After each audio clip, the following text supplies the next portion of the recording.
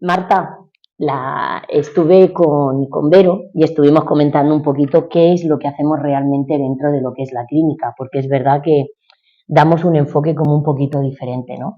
Y una de las primeras preguntas que le hice a Vero fue cómo veía ella la neuropsicología o cómo podemos explicarle a la gente qué es, en este caso, la terapia ocupacional, pero dentro de nuestra sala, ¿vale? No el concepto que te pones, buscas, que todo el mundo entendemos, sino la terapia ocupacional dentro de una sala de UNED.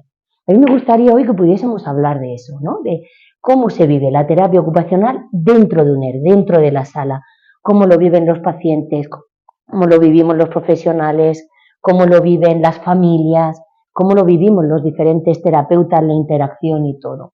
¿Qué sería para ti o qué es la terapia ocupacional dentro de Clínica UNED? Pues cuando yo elegí terapia ocupacional, creí que era el medio por el cual yo podía ayudar a las personas a que pudiesen ser independientes. Al final la terapia ocupacional definía mucho en lo que yo quería ayudar a la gente. Pero cuando hablas de independencia, ¿qué es? Porque la gente se piensa que tener independencia es tener dinero o es tener un trabajo. Cuando hablo de independencia vamos a partir de dos bases, la independencia y la autonomía. Cuando descubrí la terapia ocupacional, como decía, es una profesión que ayuda a mejorar la independencia, es decir, que la persona pueda vestirse, pueda comer, pueda salir a comprar, sin ayuda de otro. Y la autonomía es la capacidad de decidir que tiene esa persona de salir a comprar, de qué ropa ponerse, de con qué quiere pagar, si con efectivo o con tarjeta. Yo tenía muy claro que quería ayudar de esa forma.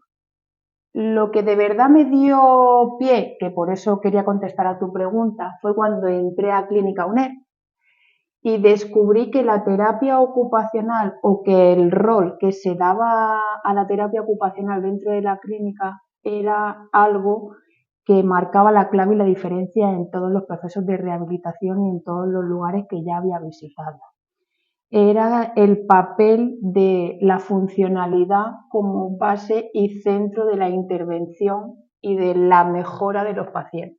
Es decir, la terapia ocupacional dentro de Clínica UNED, que es lo que ya hizo que yo me enamorase tanto de la terapia ocupacional como del centro donde trabajo, que por eso llevo aquí 12 años, es que nosotros, los terapeutas ocupacionales, compartimos, analizamos, asesoramos, recomendamos, acompañamos a las familias y a los pacientes en todo ese proceso de cambio y de independencia para facilitarle el día a día. Pero es que vosotros, cuando yo recuerdo, ¿no? La primera persona que llegó como terapeuta ocupacional y todo, venís como con un concepto de tengo que hacer, tengo que, y utilizáis ciertas metodologías realmente como si fuese el trabajo del terapeuta ocupacional, ¿no?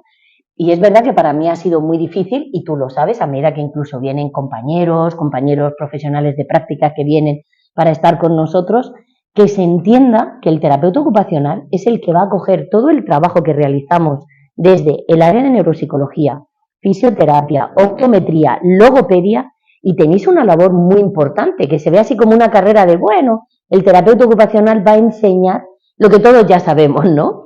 A mí me hace mucha gracia y sabes que siempre nos solemos reír bastante porque dices, wow, si realmente supieses todo lo que hay que tener en cuenta, cómo hay que coordinarse con los compañeros, cómo hay que conseguir darle esta herramienta que luego va a necesitar el terapeuta ocupacional, como muy bien has dicho, para que fuera del entorno clínico la persona sea capaz de generalizar. Porque hay una cosa que tengo muy clara dentro de la clínica desde el inicio y es que no quiero que la gente haga las cosas dentro de la clínica y no las haga fuera. La rehabilitación no está dentro de la clínica, la rehabilitación siempre está fuera, porque ese es realmente el objetivo, que sea capaz de hacerlo por sí mismo, no que sea capaz de hacerlo con una persona que nosotros porque le conocemos, porque le motiva, no. Dentro de nuestro trabajo, nuestro trabajo funcional, cada vez tenemos vamos a partir de la base de que hay mucho desconocimiento de la propia terapia ocupacional, ya no solo por parte de propios terapeutas ocupacionales o centros que quieren a terapeutas ocupacionales para que hagan actividades de ocio o de memoria.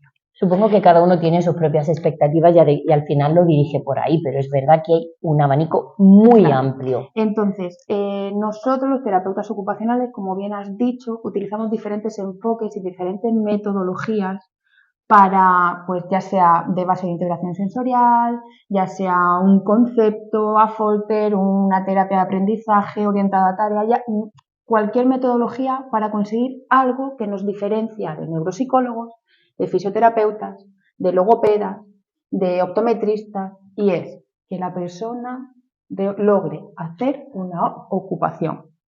Eso es una base. A mí me gusta mucho la terapia ocupacional que hacemos dentro de Clínica UNED, porque eso está muy claro que son enfoques para conseguir algo. Marta, ¿qué es lo más complicado que te ha podido, qué objetivo ha sido para ti a lo mejor el más complicado o el más llamativo o el menos esperado que te ha podido plantear una familia o un paciente? Cuando llegan y te piden, porque claro, por ejemplo, cuando realizo esa primera entrevista y les digo que va a pasar por vuestro departamento, les digo, pensad muy bien qué es lo que necesitáis para que el día a día vaya siendo mejor. Todo el mundo responde lo mismo, ¿no? Quiero que vuelva a caminar, quiero que vuelva a hacer, Sí, ese lo tengo clarísimo, ese es el objetivo final, pero tenemos que plantearnos objetivos más cercanos. A mí últimamente me llama mucho la atención las diferencias que hay entre lo que la familia necesita y lo que el paciente te solicita. Por ejemplo, en cuanto a los objetivos, las familias quieren que camine o que hable o que les pueda pedir para poder hacerles, pero ellos nos están pidiendo últimamente poder limpiarse el culo solos. Es algo muy cercano, muy humano, donde la persona está en el centro, donde se le tiene que tener en cuenta, y nosotros lo que hacemos desde la terapia ocupacional es analizar esa acción que parece tan sencilla y básica y automática para todos como puede ser limpiarse el culo, y la compartimos con el resto de profesionales para que cada área pueda trabajar en base a eso. Claro, pero tú entiendes que para la familia es preferible el que pueda caminar, porque digamos que el limpiar o el asear a una persona es como algo que tenemos más automatizado y como que no le damos esa importancia. Pero, por ejemplo, no se tiene en cuenta el hecho de que cuando tú estás en el baño, alguien te está preguntando, llamando a la puerta continuamente, diciéndote, has terminado, ¿no? Y yo creo que si cada uno de nosotros nos ponemos en esa situación de decir, cuando vas directamente a un baño de un bar, ¿no? Que dices, uy, tengo un pequeño retortijón, y te vas y dices, ay, no quiero tardar mucho en volver porque la gente va a pensar, todo eso que nosotros pensamos en esa situación, ellos lo viven de una forma continua, ¿no? Rápidamente llega alguien y te toca la puerta y tú ya no puedes dedicar el mismo tiempo que dedicarías. Y del mismo modo no es solo que me toquen la puerta, es que pierdo mi intimidad, pierdo mi rol como persona. Entonces, esa es muy buena. Entonces los pacientes, las personas a las que tratamos, nos piden esa parte de limpiarse el culo para que no les toquen la puerta. Asearse. Exacto. Para que no les toquen la puerta, no les molesten, pero sobre todo para no perder ese rol de yo me cuido a mí mismo. Yo tengo ese poder de decidir. Yo quiero que prácticamente ya es lo que les queda, ¿no? Poder tomar decisiones sobre qué es lo que ellos quieren, porque el resto ya están tomando. Y hablamos de me tocan la puerta, pierdo la intimidad, pierdo el rol, hablan delante de mí como si yo no estuviera. Entonces, en terapia no solamente vamos desde la acción de cojo el papel y dirijo la mano para poder asearme o utilizar el inodoro de una forma adecuada, sino el aprendizaje y acompañamiento que hacemos a la familia para que ellos también aprendan que su rol ahora mismo puede ser que la vida le haya llevado a tienes que cuidar, pero ese cuidado también va cambiando. Es como cuando le quitas el pañal a un niño. Cuando tú le quitas el pañal a un niño, lo que nos cuesta trabajo, y me voy a meter aún siendo terapeuta ocupacional, a los padres, es darnos cuenta de que nuestro hijo cambia y los roles que tenemos que llevar a cabo son diferentes. Yo voy a acompañar la retirada del pañal haciendo que él gane autonomía por procesos, creando rutinas, facilitándole las acciones, pero es que el cambio es nuestro. El cambio es del cuidador, por eso el ejemplo.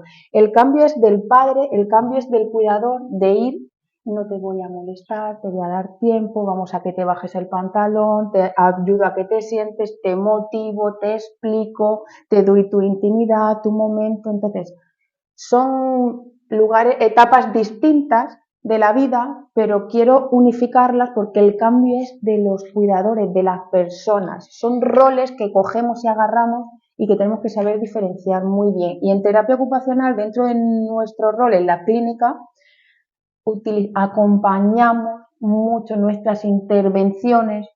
Aparte de hacer ejercicios terapéuticos con los pacientes, están muy enfocadas en el trabajo y acompañamiento familiar. Yo quiero volver un poco al tema del pipí, porque es verdad que cualquier padre que nos pueda escuchar, ¿no? En un niño normotípico, pues podemos decir en un niño sano, por decirlo de alguna forma, como que es más fácil y todos tenemos como esas etapas muy bien aprendidas, ¿no?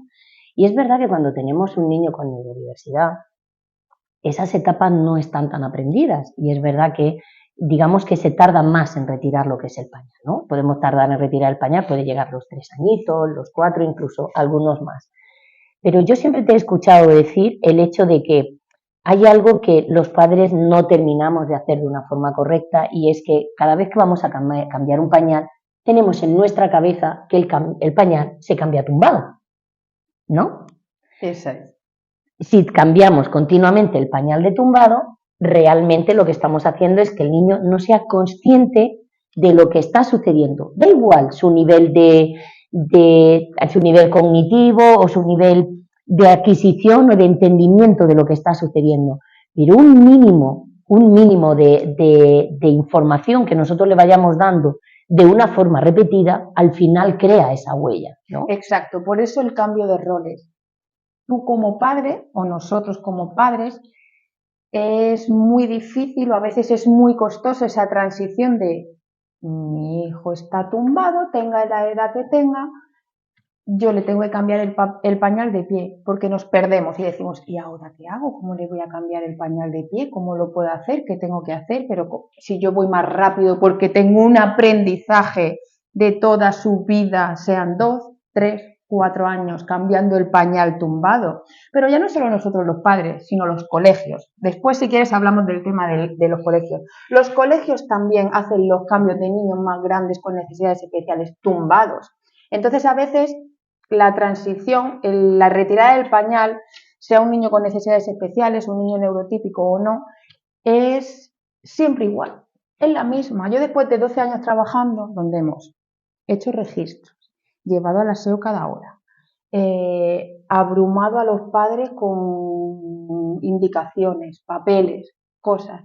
Me he dado cuenta o he visto evidenciado, tanto en niños con necesidades especiales o niños neurotípicos, da igual, con niños, con personas, con adultos, que es mejor acompañar a las familias. O sea, acompañar a las familias en ese cambio, porque tú le tienes que dar pautas a las familias o recomendaciones o indicaciones de lo primero que hay que hacer es dejar de cambiar el pañal tumbado. Cuando un niño empieza a ponerse de pie, el niño, bebé voy a decir, porque estamos hablando de se mantiene, empieza la marcha unos 14 meses, tú puedes incluir un pañal braguita. Lo que pasa que eso conlleva una ejecución más amplia y distinta de la actividad, pero estás favoreciendo su autonomía, que es lo previo a la retirada del pañal. Es sencillo, muchas veces en la playa vemos que se les está cambiando a los niños de pie, porque si lo cambias tumbado, el niño al final va adquiriendo demasiada arena, ¿no? Sí. Entonces, bueno, ya podríamos dejar como ese tips, ¿no? De que los papás, cuando tenemos que retirar el pañal, vamos a intentar en la medida de lo posible que sean conscientes, que estén con nosotros, que nos puedan mirar a los ojos, exacto, poder bajar ese pañal, que ellos sepan que eso conlleva un movimiento diferente y que se está haciendo de una determinada forma y ellos son participativos, porque claro, lo que estás comentando es un cambio de estrategia porque el papá tiene que cambiar la ejecución porque lo realiza de una forma diferente, pero es que el niño también empieza a participar en la actividad. Exacto, no podemos pasar de niños pasivos que están tumbados, a algunos a día de hoy con el móvil en la mano, viendo pantallas donde están perdidos totalmente de sensaciones, conciencia, conexión con el adulto, etcétera, ese cambio va a participo, soy más autónomo. Hacerlo de pasar de tumbado a de pie es un tip y es una de las estrategias iniciales que debería de empezar a hacer todas las familias que quieran retirar el pañal, porque luego tenemos la parte de la sociedad que nos presiona, que a los 3 años tu hijo tiene que entrar en el colegio. Marta, te voy a enganchar lo de las redes sociales. Me vas a llamar loca, pero te lo quiero enganchar para poder unirlo a algo que desde Clínica UNED llevamos mucho tiempo trabajando, pero digamos que como que ese boom está empezando a notarse más ahora. Te vas a reír cuando te diga el nombre, creo que ya lo sabes. Los reflejos primitivos y el desarrollo.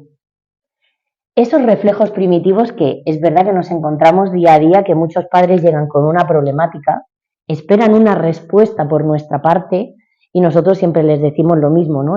Vamos a ver cómo está esa base, ese inicio, esos reflejos, esa adquisición para asegurarnos de que realmente está preparado para todo lo que ellos les están pidiendo, ¿no? Porque tenemos el falso concepto de que el niño se le puede dar todo porque su cerebro todo lo puede hacer. Y eso no es así. El cerebro tiene sus tiempos. Si yo te pregunto de una forma coloquial, no te pongas nerviosa, ¿qué son los reflejos primitivos? ¿Hasta cuándo tienen que estar? ¿Qué? Más que qué son, porque eso rápidamente lo podemos buscar, ¿en qué repercuten? En aquella persona que nos esté viendo que diga, es que es como que no termina, como que le falta, pues tal vez debo de consultar con algún profesional, un compañero, una persona que conozco, para ver qué son los reflejos y cómo afectan a la parte del desarrollo. Siempre tenemos el conocimiento de que los reflejos primitivos aparecen y desaparecen. ¿Vale? Eso es lo que siempre estudiamos, todos, además toda la parte sociosanitaria la estudiamos en nuestras carreras, todos. Entonces, a veces cuando tú identificas un niño muy asustadizo, tímido, introvertido, que tiene hipersensibilidad a nivel auditivo, a nivel de visual, y le comentas al padre que puede existir una precaria integración del reflejo de Moro, por ejemplo, abruma, porque es como si eso se pierde, si eso se integra cuando vas siendo bebé. O lo justificas, no, si es que a mí también me pasaba de pequeño, claro. ¿no? Si es que a la prima, ¿no? Niños o personas, vamos a ir verdaderamente a las características. O es el niño COVID, ¿no? O es el niño claro, que importan. Gente que, yo me incluyo siempre, mordemos el bolígrafo, estamos con las manos tocándonoslas, enroscamos los pies a la hora de sentarnos, somos muy inquietos, mucha necesidad de movimiento, o lo voy a volver a enganchar con la retirada de pañal. Niños que tienen dificultades para la retirada del pañal. Es verdad que esos son signos de alerta de que la integración de reflejos, que es algo primario de nuestro cerebro, que todos vamos integrando para sobrevivir en el medio, nosotros las integramos, pero no de una forma adecuada. Nuestro cerebro es muy listo. Entonces, lo que hacemos durante nuestro desarrollo es sobrevivir al entorno para poder movernos. El niño que hace una reacción. El entorno nos plantea un problema, aunque la gente piense que no, el entorno nos plantea un problema y yo tengo que resolverlo, con lo cual mi cerebro se pone a resolverlo. Cuando eres niño, de la forma que ves, de la forma que te entrenan, de la forma que, y luego de otra niños forma. Que no pronuncian o no mueven la boca muy bien y le ves que le pasas el estímulo y están, o le tocas sus manos y todo el rato están moviendo la boca, que aprietan mucho el lápiz. A mí me llaman mucho la atención los niños que están escribiendo y están. Claro, la típica, que esto es muy significativo y a mí me gusta utilizarlo mucho de ejemplo, porque todos hemos sobrevivido al medio, pero todos conocemos a alguien o tenemos a alguien en nuestra familia que va a enhebrar una aguja, va a recortar con unas tijeras y hace. Y la justificación es, si eso lo hacía mi madre, si eso lo hacía mi abuela, si eso lo hago yo, lo hace mi hijo.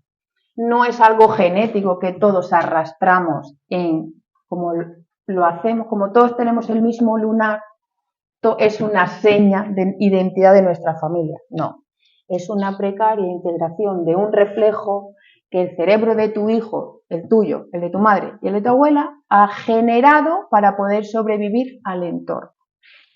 Entonces, a mí me está gustando mucho este ámbito porque siempre era siempre ha sido muy visto desde la parte de la fisioterapia, pero ahí voy a la parte de la terapia ocupacional, de la parte de la integración sensorial y más que de la integración sensorial, de los canales. Pero de los últimos años, anteriormente era como que no se percibía, aquellas personas que podíamos hacer algún tipo de comentario, era como acogido. Eso es, esto hay que cogerlo con pinzas, porque no es algo que sea muy común y esté muy evidenciado de alguna forma, pero sí hay repercusiones cotidianas que mejoran cuando tú haces un planteamiento y facilitas esa integración de esos reflejos, haciendo ciertas actividades repetitivas, muy específicas, para poder integrarlos o para favorecer esa integración.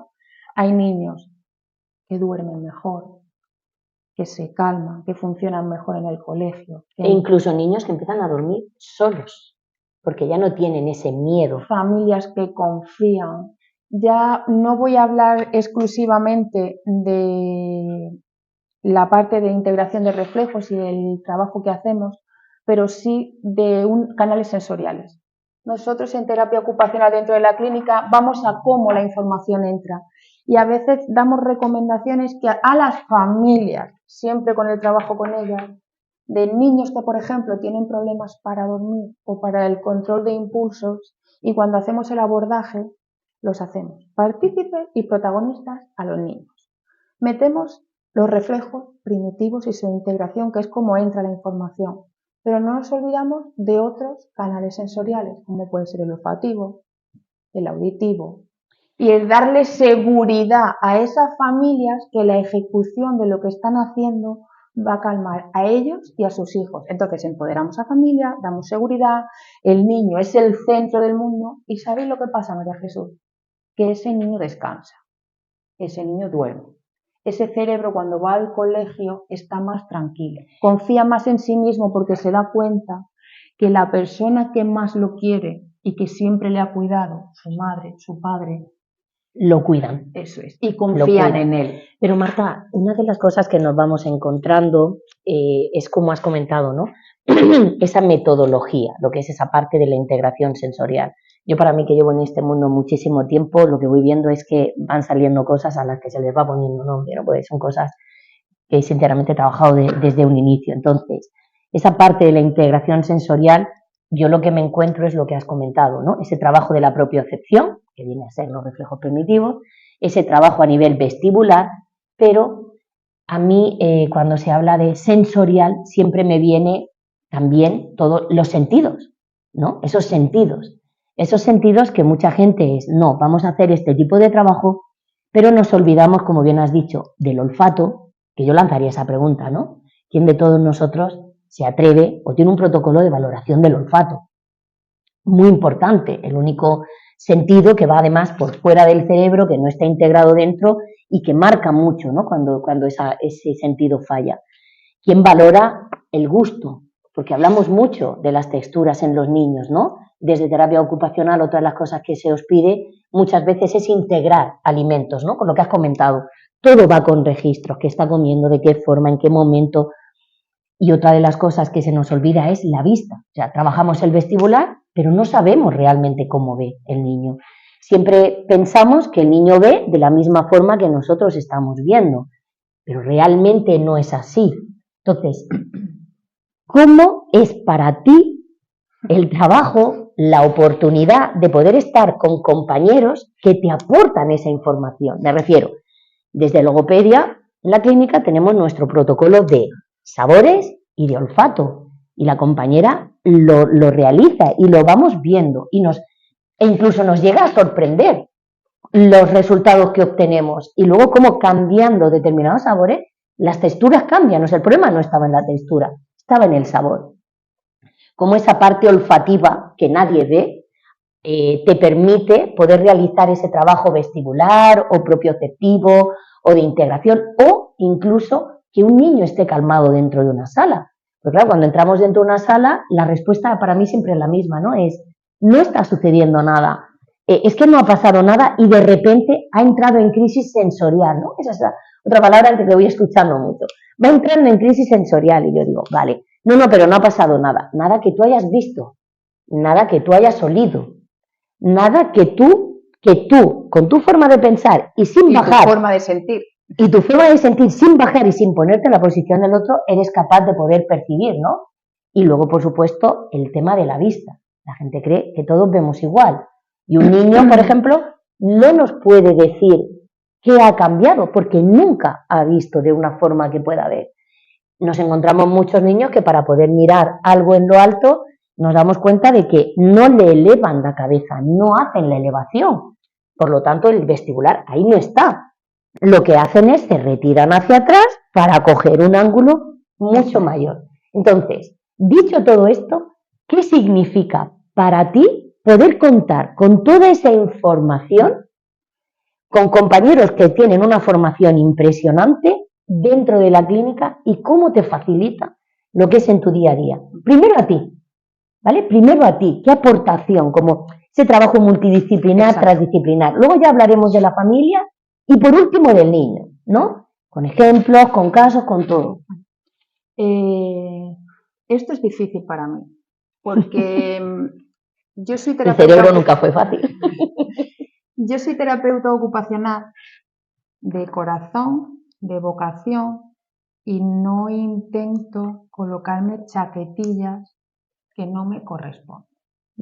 Yo elegí, que voy al inicio de nuestra charla, yo elegí la terapia ocupacional para trabajar aspectos cotidianos. Cuando hace 12, 13 años empecé a trabajar, empecé a conocer un boom de integración sensorial. A ver, esto lo voy a decir desde el respeto, cada persona es una opinión, un aprendizaje que yo tengo, que no quiero que nadie se ofenda y siempre desde el máximo respeto. Bueno, puede generar algún tipo de redecilla, pero bueno, también nos ayuda a que a veces escuchamos cosas que no nos terminan de gustar y ayudan a la reflexión y al aprendizaje, ¿no? Sí. No podemos repetir, ya lo decía Einstein, si siempre haces lo que siempre has hecho, siempre obtendrás lo que siempre has obtenido y estamos en una sociedad que debemos de avanzar, con lo cual... Retomo, yo hace 13 años las bases de integración sensorial hablaban de salas específicas, donde se hacían intervenciones con niños en esos sentidos, que has hablado de muchos de ellos, no solo los típicos, oído, gusto, olfato, tacto, vista, propiocepción, vestibular, interocepción. Se trabajaban en una sala específica haciendo unos movimientos muy específicos, que al final no estamos haciendo nada que movimientos repetitivos para estimular el sistema nervioso y que haya un aprendizaje para que la información salga. Es decir, en integración sensorial entra la información y sale. Con lo que tú me has dicho, yo ahí empecé a ser un poco reticente a... Entrar muy bien, pero cuando sale todo el mundo juzga. Claro, a que... Esa intervención de integración sensorial que se hacía en una sala, había algo que a mí me hacía abandonar la terapia ocupacional, porque eso se hace para que el niño consiga hacer algo. Y observaba muchas intervenciones que se hacían durante 45 minutos solo haciendo esa estimulación. Entonces, me replanteaba muchas cosas. Ahí tuvimos nuestras discusiones. Claro. Me costó entender el cerebro, eso es. ¿Por qué? ¿Para qué lo utilizas?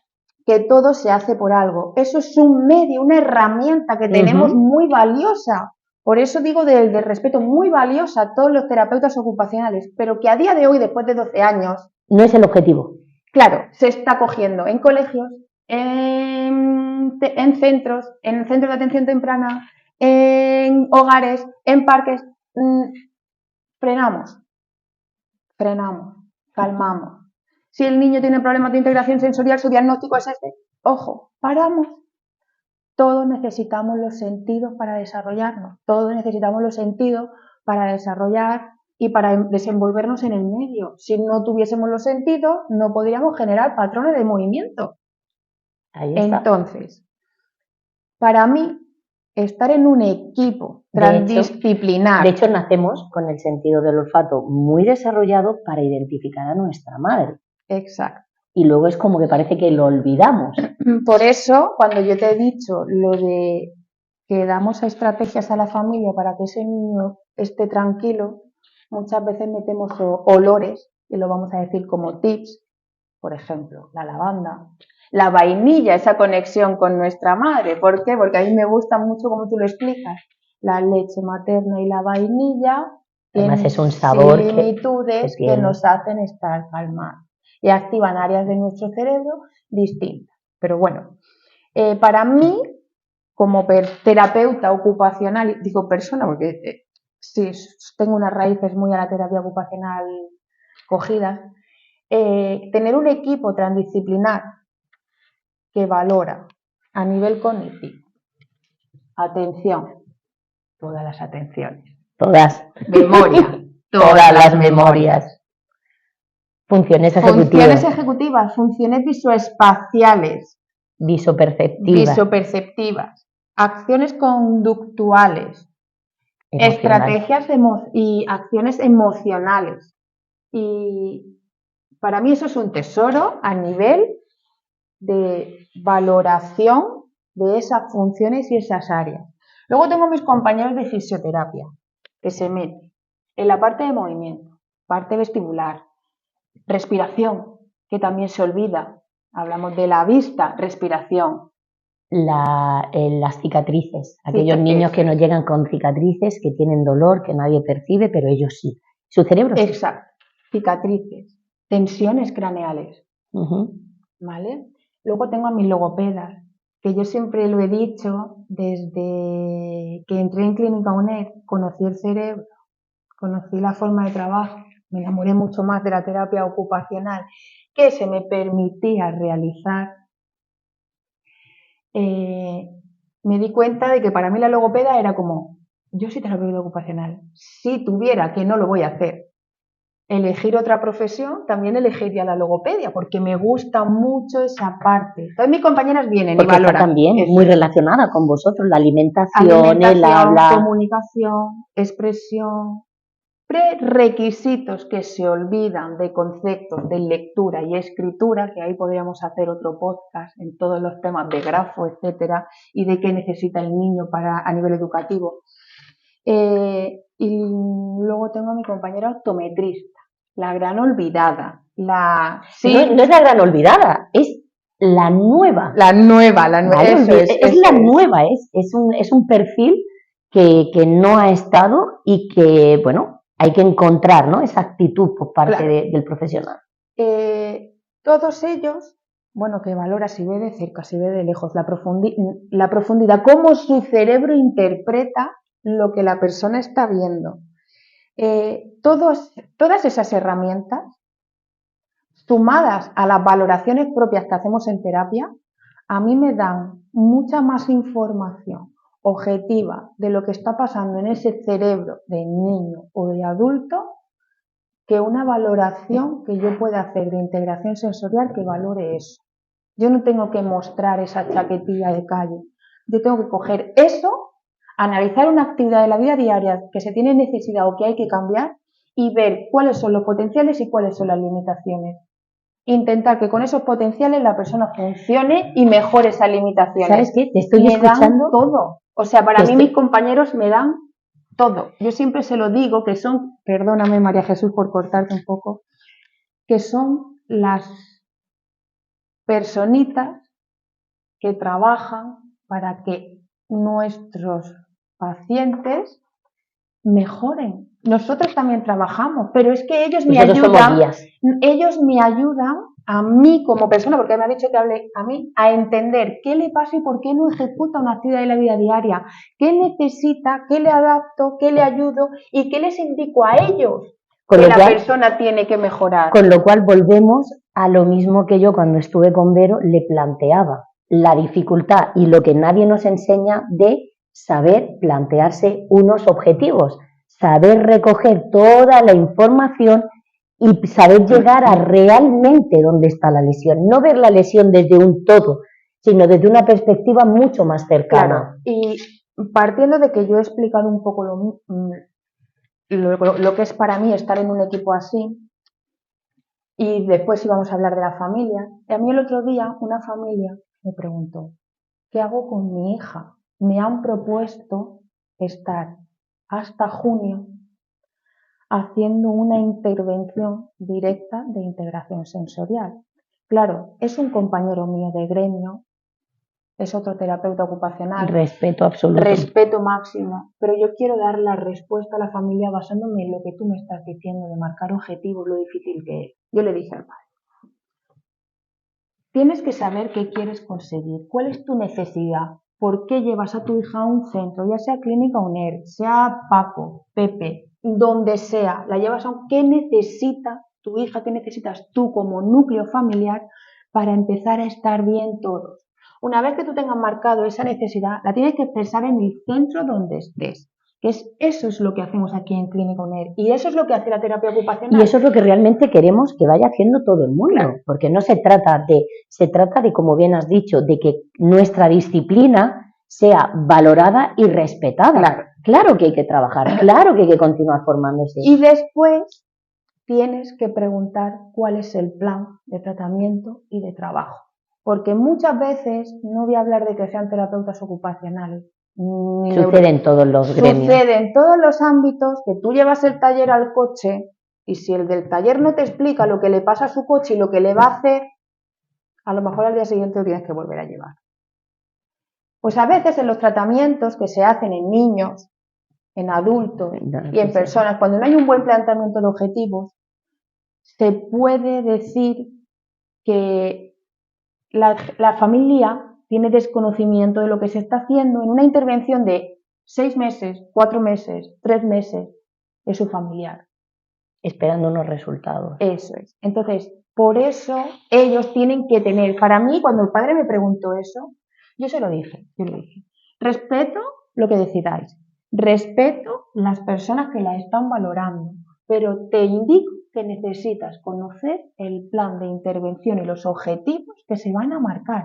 Tú tienes el derecho como padre de conocer. Ya no solamente eso, sino que el hecho de conocer te permite estar más cerca, te permite aceptar, te permite saber cuál es el objetivo que se está planteando, te permite tú desde casa plantearte qué ayuda puedes hacer. Eso es. Y venir a la parte más importante, que es poder atender a esa persona, a ese niño, con las necesidades para poder extrapolar todos esos objetivos que consigues en un entorno, a colegio, a hogar.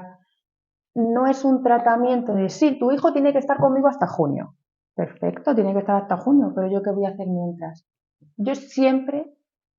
ahora con más seguridad. Somos muy críticos, Marta. Podemos ser muy no críticos, sino exigentes. Somos muy exigentes. Sí. Yo siempre le pregunto, ahora últimamente, cada vez con más seguridad, de causa, le digo a los padres, a mí me da igual que tu hijo conmigo haga pipí, se vista, coma, si no lo hace se con porte ellos, bien, se mantenga 10, 15 minutos en una tarea. Si tu hijo, con el que está todos los días, es contigo, no lo hace. Donde hay niños a día de hoy que pasan 6, 7, 8 horas en el colegio. Si no lo puedes extrapolar a esos contextos, no sirve de nada. No estás haciendo terapia ocupacional, estás haciendo otras cosas. Por eso, una de las cosas que nosotros sí que hemos hecho ha sido salir de la clínica. Llevamos ya unos años donde hemos salido de la clínica, donde hemos llevado las profesiones sociosanitarias al ámbito educativo, ¿no? El ámbito educativo que nos está dando un montón de alegrías, ¿no? Tenemos al Colegio de Crevillente, que ha recibido el premio a la inclusión y a la responsabilidad civil. Enhorabuena, porque es un equipazo. Tenemos a profesores que cuando llegamos tienen un montón de preguntas, están cambiando, ¿no? Esa forma de ver la educación, están cambiando, tienen ganas de ese cambio, están viendo de alguna forma que lo que estamos haciendo como que no termina de encajar, ¿no? Por ejemplo, tú y yo estuvimos en un centro, porque quiero retomar, ¿no? Lo quiero enganchar con todo el tema sensorial. Tú y yo, bueno, estuviste dando una formación en un centro que querían un poquito conocer ese trabajo de la terapia ocupacional, un centro de diversidad, un centro de niños con necesidades educativas, adolescentes y el adulto joven, me refiero, no eran niños. En ese centro tú decidiste invitarnos. Claro, el equipo no tardamos en decir sí, dónde hay que ir, cuándo, ¿no?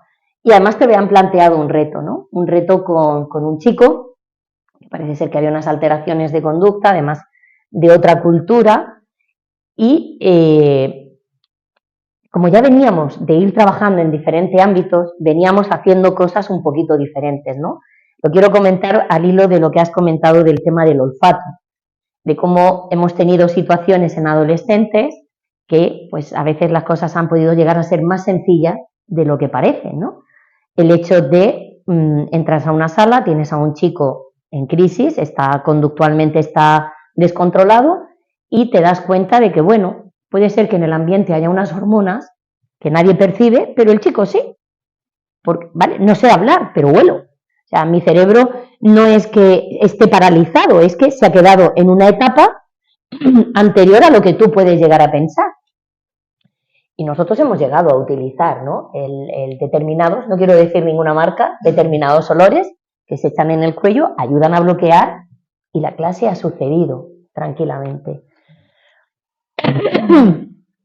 Yo recuerdo que tú y yo estábamos con un chico, que además tenía sus crisis, además de otro idioma, y nos planteaban ese reto. Y claro, no hay nada que nos guste más que nos planteen un reto para poder ver cómo lo podemos conseguir. Motivar a nuestro cerebro, que al final sí, es lo que... Sí, yo a veces es lo que me planteo, digo, pero ¿realmente lo hago por ellos o porque yo lo necesito, ¿no? Gasolina. La gasolina. Y bueno, estuvimos allí, el chico llegó un momento donde te apartó. Sí. Y al día siguiente fuiste consciente de que era el olor de tus hormonas la que había hecho que él te apartase. Él no quería estar contigo. Yo lo utilicé luego a mí se me planteó poder hacer un curso con unos profes que necesitaban conocer la integración sensorial, los sentidos, etc. Hicimos la visita al cole y tuvimos esa situación que yo soy el alumno, se acercó, me olió y hizo esto, ¿vale? Es verdad que todas las personas percibimos los olores, sentidos de formas distintas. Incluso microexpresiones, ¿vale? Porque el miedo se percibe, el latido del corazón, y ellos todo eso lo notan. Es muy importante darnos cuenta de lo que nosotros le proporcionamos, porque en el momento en el que él me apartó, yo me di cuenta que me tenía que retirar, y no es malo como profesional, sino al contrario, o sea, mi rol pasa a ser otro, y lo respeté. No fui a continuar, pero porque yo no voy a estar aquí, yo tengo que estar y a persistir. Y ese olfato es el que estaba haciendo que él me retirara. Yo luego lo utilicé para explicárselo a la semana siguiente, el lunes, a los profes, porque ya terminaba el curso. A mí hubo algo que me impactó mucho y era, después, cuando terminó el curso, una profe que se me acercó y me dijo: tú has venido a dar el curso, pero es que yo sigo sin saber qué es la integración sensorial y cómo yo puedo ayudarle. Y yo le dije: no tienes que saber qué es la integración sensorial, porque eso es algo, una metodología de trabajo nuestra. Sí tienes que conocer que los sentidos son distintos para cada persona. Nuestro tono de voz, nuestro corazón, nuestros movimientos de los ojos, nuestra respiración. Puede tener una alteración, una crisis sensorial, o no poder llevar de la forma adecuada una alteración conductual. O sea, el conocerte a ti mismo. Yo el curso lo enfoqué en dar estrategias, porque considero que los profesores, aunque quieran hoy en día meter la palabra integración sensorial en todo, no pueden, son profesores. Igual que la palabra inclusión, ¿no? Son como términos que intentamos meter. Pero ya no solamente eso, es lo que estás comentando, es conocerte, darte cuenta de que hay muchas más cosas. Hay veces que estamos al lado de una persona y el propio corazón lo escuchas dispararse. A mí me gusta mucho cuando estoy al lado de una persona escuchar su respiración, porque me marca cómo está, ¿no? Y puedo ayudarle a que se pueda sentir más tranquila, más relajada. Pero es verdad que nos hemos metido como de lleno en un ámbito que es precisamente el ámbito educativo, donde el profesorado tiene unos objetivos muy claros y es enseñar. Los padres también tienen unos objetivos muy claros que quieren cuando termine el curso. Entonces yo creo que esa presión es la que no ayuda.